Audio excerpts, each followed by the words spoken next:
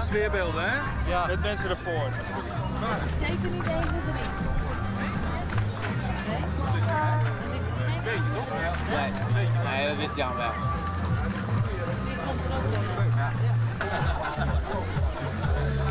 Wil je ons ook even filmen? Kijk